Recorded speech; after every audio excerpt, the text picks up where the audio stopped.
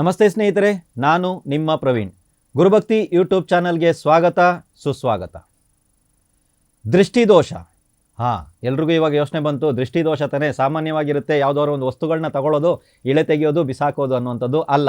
ಇದು ಆ ರೀತಿಯಾದಂಥ ದೃಷ್ಟಿದೋಷ ಅಲ್ವೇ ಅಲ್ಲ ಸ್ನೇಹಿತರೆ. ವಿಷಯ ತಿಳ್ಕೊಬೇಕಾ? ಪೂರ್ತಿ ವಿಡಿಯೋ ನೋಡಬೇಕಾಗತ್ತೆ. ಏನೂ ಇಲ್ಲ, ಕೆಲವೊಂದು ಸಲ ಏನಾಗುತ್ತೆ, ನಮ್ಮ ಪರ್ಸು ಹಣದಿಂದ ತುಂಬಿರ್ತದೆ.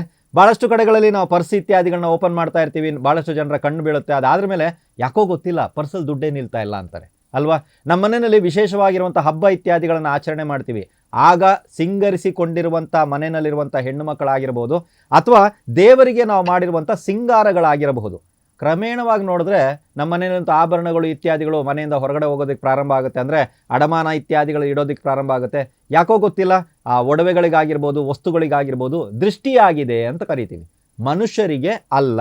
ಗೊತ್ತಾಯ್ತಲ್ವ ವಿಷಯ ಏನು ಅಂತ.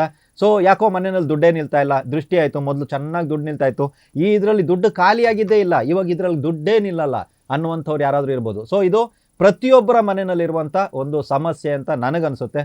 ಸೊ ಇದಕ್ಕಾಗಿ ಒಂದು ಸರಳವಾಗಿರುವಂಥ ಎಲ್ಲರೂ ಮಾಡಬಹುದಾದಂಥ ಒಂದು ಪರಿಹಾರವನ್ನು ನಾನು ತಂದಿದ್ದೀನಿ. ಪ್ರತಿ ಶನಿವಾರ ಮಾತ್ರ ನಾನು ಹೇಳಿರುವಂಥ ಪರಿಹಾರವನ್ನು ಮಾಡಿ. ಸಾಧ್ಯವಿಲ್ಲದವರು ತಿಂಗಳಿಗೆ ಒಂದು ಶನಿವಾರವಾದರೂ ಈ ಪರಿಹಾರವನ್ನು ಮಾಡಿ. ಎವ್ರಿ ಸ್ಯಾಟರ್ಡೇ ನಮಗೆ ಮಾಡೋಕ್ಕಾಗಲ್ಲ ಅಂದರೂ ಪರವಾಗಿಲ್ಲ. ಶನಿವಾರದ ದಿನ ನೀವೇನು ಮಾಡಬೇಕು, ಕತ್ಲಾಗಬೇಕು. ಅಂದರೆ ರಾತ್ರಿಯಲ್ಲಿ ಕತ್ಲಾದ ನಂತರ ಸಂಜೆ ಮೇಲೆ ಎಷ್ಟು ಗಂಟೆಗೆ ಅಂತ ಕೆಲವರು ಕೇಳ್ತಾರೆ. ನಾನು ಸಂಜೆ ಮೇಲೆ ಮಾಡಿ ಅಂದರೆ ಎಷ್ಟು ಗಂಟೆ ಅಂತ ಕೇಳ್ತಾರೆ. ಅದಕ್ಕೆ ನಾನು ಹೇಳೋದು, ಕತ್ಲಾದ್ರ ಮೇಲೆ ನೀವು ಈ ಪ್ರಯೋಗವನ್ನು ಮಾಡ್ಬೋದು. ಒಂದು ಮಣ್ಣಿನ ಹಣತೆ ಅಥವಾ ಮಣ್ಣಿನ ಪಾತ್ರೆಯನ್ನು ತಗೊಳ್ಳಿ.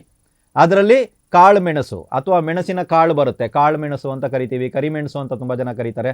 ಸೊ ಪೂರ್ತಿಯಾಗಿರುವಂಥ ಕಾಳು ಮೆಣಸು 10 ಕಾಳು ಮೆಣಸುಗಳನ್ನು ತಗೊಳ್ಳಿ. ಅದರಲ್ಲಿಟ್ಟು ಸ್ವಲ್ಪ ಕರ್ಪೂರ ಅಥವಾ ತುಪ್ಪ ಹಾಕಿ ಅದನ್ನು ಸುಡಬೇಕು. ಕರ್ಪೂರ ಅಥವಾ ತುಪ್ಪವನ್ನು ಹಾಕಿ ಅದನ್ನು ಸುಡಬೇಕು.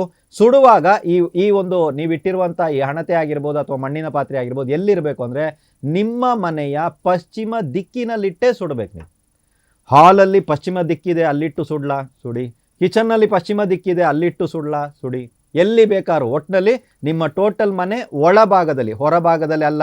ಮನೆಯಿಂದ ಹೊರಗಡೆ ಕಾಂಪೌಂಡ್ ಇದೆ, ಕಾಂಪೌಂಡ್ಗೂ ಮನೆಗೂ ಮಧ್ಯದಲ್ಲಿ ನಾನು ಸುಡ್ತೀನಿ, ಆಗಲ್ಲ. ಮನೆಯ ಒಳಭಾಗದಲ್ಲಿ ಈ ಒಂದು ಪ್ರಯೋಗವನ್ನು ಪ್ರತಿ ಶನಿವಾರ ನೀವು ಮಾಡ್ತಾ ಬನ್ನಿ. ಸ್ವಲ್ಪ ಇದು ಎಲ್ಲ ಸುಟ್ಟಾದ ನಂತರ ಸ್ವಲ್ಪ ಬೂದಿ ಇತ್ಯಾದಿಗಳು ಉಳಿತದೆ, ಸ್ವಲ್ಪ ಪ್ರಮಾಣದಲ್ಲಿ ಬೂದಿ ಬರುತ್ತೆ.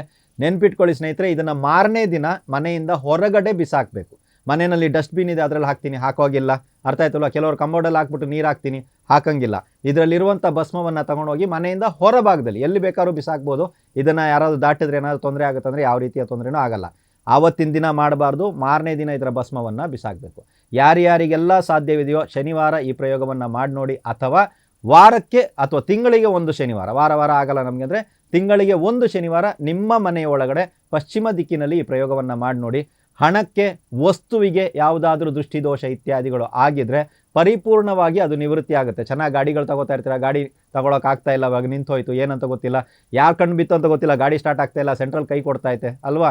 ಈ ರೀತಿ ವಸ್ತುಗಳಿಗೆ ಆಗುವಂಥ ದೃಷ್ಟಿದೋಷ ಜೊತೆಗೆ ಹಣಕ್ಕೆ, ಒಡವೆಗಳಿಗೆ ಆಗುವಂಥ ದೃಷ್ಟಿದೋಷ ಇದರಲ್ಲಿ ನಿವಾರಣೆ ಆಗುತ್ತೆ. ಇದನ್ನು ತಗೊಂಡೋಗಿ ಯಾವುದಕ್ಕಾದ್ರೂ ದೃಷ್ಟಿ ತೆಗಿಬೇಕಂದ್ರೆ ಅದೆಲ್ಲ ಏನು ಮಾಡುವಂಥ ಅವಶ್ಯಕತೆ ಇಲ್ಲ. ಬರೀ ಸುಡುವಂಥ ಪ್ರಯತ್ನ ಶನಿವಾರದ ದಿನವೇ ಆಗಿರಬೇಕು. ಇದರಲ್ಲಿ ಇವಾಗ ಕತ್ಲಾದ್ರ ಮೇಲೆ ನಾನು ಮಾಡಿ ಅಂತ ಹೇಳಿದೆ. ಬಟ್ ಒಂದು ಒಳ್ಳೆ ಸಮಯ ಹೇಳಿ, ಆ ಸಮಯದಲ್ಲಿ ನಾವು ಸುಡ್ತೀವಂದರೆ ರಾತ್ರಿ 8:30 ಅಂದರೆ ಕರೆಕ್ಟಾಗಿ 30 ನಿಮಿಷಕ್ಕೆ ಮಾಡಬೇಕಂದ್ರೆ 35 ನಿಮಿಷ ಆದರೂ ಪರವಾಗಿಲ್ಲ, 40 ನಿಮಿಷ ಆದರೂ ಪರವಾಗಿಲ್ಲ.